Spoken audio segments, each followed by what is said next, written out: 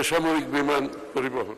2026-27 অর্থ বছরের জন্য প্রস্তাবিত বাজেট নিয়ে নানা মহলে চলছে বিশ্লেষণ। বিভিন্ন খাতের উন্নয়নে জোর দিয়ে বরাদ্দ বাড়িয়েছে সরকার। পরিকল্পনা অনুযায়ী আগামী 8 বছর অর্থাৎ 2034 সালের মধ্যে বাংলাদেশকে এভিয়েশন হাব হিসেবে গড়ে তুলতে চায় সরকার। বাজেট বক্তব্যে এমন তথ্যই জানিয়েছেন অর্থমন্ত্রী।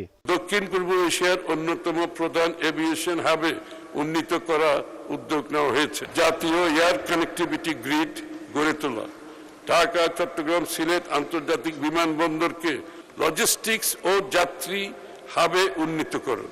তবে প্রস্তাবিত বাজেটে এভিয়েশন ও পর্যটন মন্ত্রণালয়ের জন্য বরাদ্দ নিয়ে প্রশ্ন তুলেছেন খাত সংশ্লিষ্টরা। চলমান অর্থ বছরের সংশোধিত বাজেট থেকে মাত্র 584 কোটি টাকা বাড়িয়ে 1884 কোটি টাকা বরাদ্দের প্রস্তাব দেওয়া হয়েছে, যা চলতি অর্থ বছরের বরাদ্দকৃত টাকার চেয়ে 571 কোটি টাকা কম। ক্রমান্বয়ে প্রতি বছর এ খাতের বরাদ্দ কমছে, যা পর্যটন খাতকে সংকটে ফেলবে বলে মত সংশ্লিষ্টদের। সরকার যদি ইনফ্রাস্ট্রাকচারগত যে সুবিধাগুলো আমাদের প্রত্যাশার জায়গা আছে, আমাদের যে ট্যাক্সেশনের যে ব্যাপারগুলো আছে সেগুলোকে থেকে যদি আমাদের মুক্ত করার সুযোগ থাকে, তাহলে আমি বলবো যে বাংলাদেশের জিডিপির কন্ট্রিবিউশন 6 to 7% যাওয়া সম্ভব।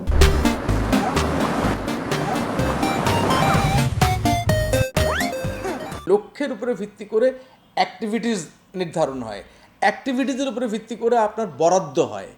তো আমার তো লক্ষ্যই নাই, এখন আমাদের কোনো লক্ষ্য নাই। কেউ বলতে পারবে না আপনাকে যে আগামী 5 বছর পরে বাংলাদেশের ট্যুরিজম সেক্টরকে আমরা অমুক জায়গায় নিয়ে যেতে চাই।